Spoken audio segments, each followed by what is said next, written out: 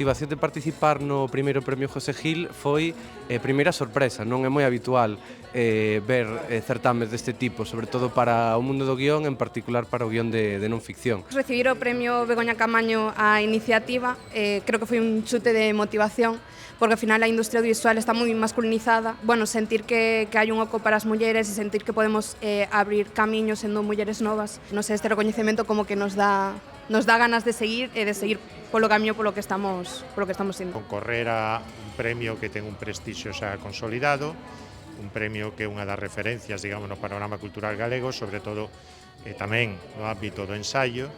Bueno, realmente nos animaron mucho desde la universidad de Vigo, donde damos clase en el máster de diseño y bueno, en principio más que participar, fueron ellos los promotores de que nos involucrásemos un poco en esta aventura. Siempre piensas que eso no te va a pasar a ti y aparte nosotros, trabajamos en el rural, estamos en Rianxo, un poco alejados un poco de lo que es la zona más cosmopolita y siempre pensamos que nadie se acuerda de nosotros, con lo cual lo agradecemos un montón.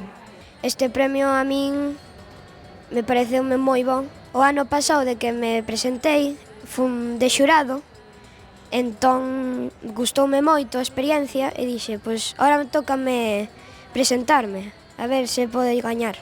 E sí. E ademais foi así unha cousa un pouco extraña, porque eu non me enterei, entón Elías mandoume un mensaxe e díxome, viches o correo?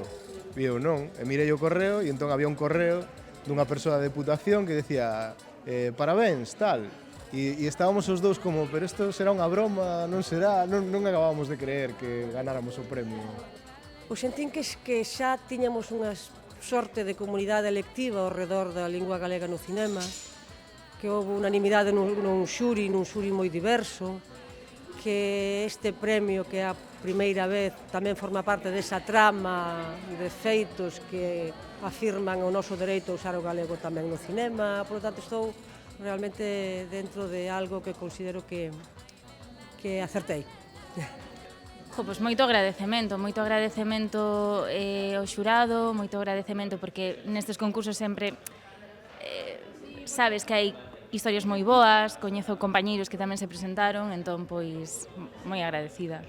Pois sorpresa total, porque non contábamos. Parece como un tópico, pero foi realmente así. O sea, non contábamos que primeiro quedar seleccionadas e despois recibir o premio. Foi unha sorpresa. Todos os premios para todos os escritores e as escritoras son unha forma de potenciar a obra, a que xa tes e a que está por vir, e sobre todo no eido da literatura infantil e xuvenil, que hai moita xente que a segue considerando literatura de segunda, pois que se lle dea estar aquí nunha gala da cultura e que se lle dea a mesma importancia que a literatura de adultos, a música ou outros moitos premios que temos agora, estamos aquí todos xuntos, digamos, pois é primordial. Pois a verdade é que é como un golpe aí de enerxía, non? Para seguir creando, tamén de autoestima, sobre todo porque nos creamos en colectivo e nos gusta moito tecer redes con outros proxectos de mulleres, entón como que de unha maneira sintes que estás nun bo camiño.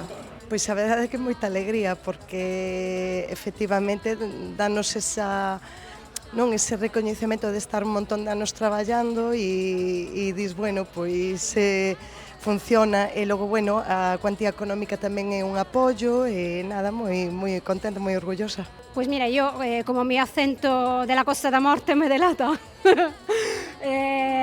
para mí, es decir, yo aquí he encontrado un territorio súper fértil a nivel cultural, creo que es una ciudad, por lo pequeña que es, muy fuerte a nivel intelectual y creo que es una apuesta muy fuerte y se podría hacer aún más, pero muy contenta con lo que la Diputación ofrece y es importante impulsar proyectos así.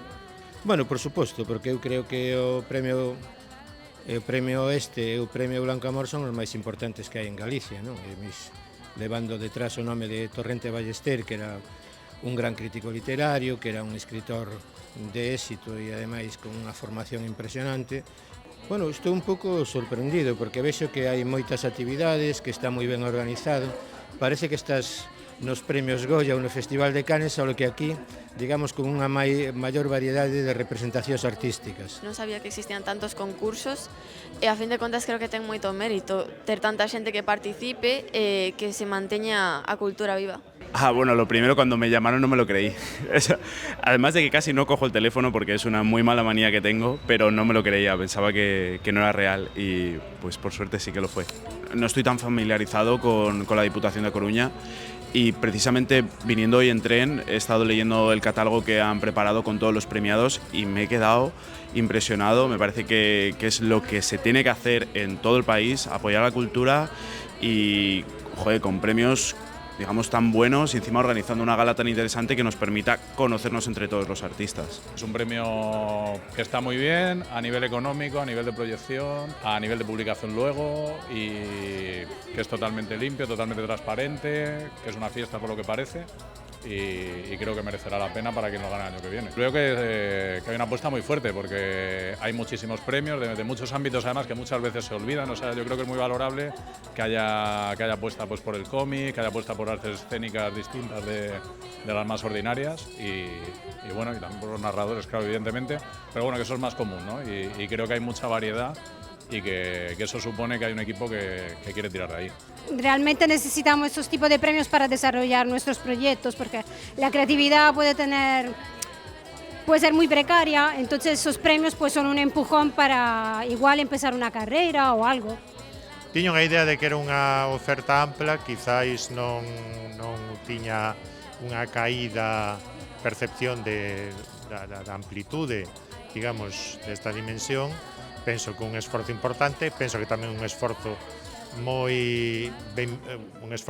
que moi de agradecer que se lle dea non só visibilidade o labor cultural da Deputación o que é, digamos, a creatividade na cultura galega, seno tamén recoñecemento simbólico, recoñecemento económico, recoñecemento, a fin de contas, público.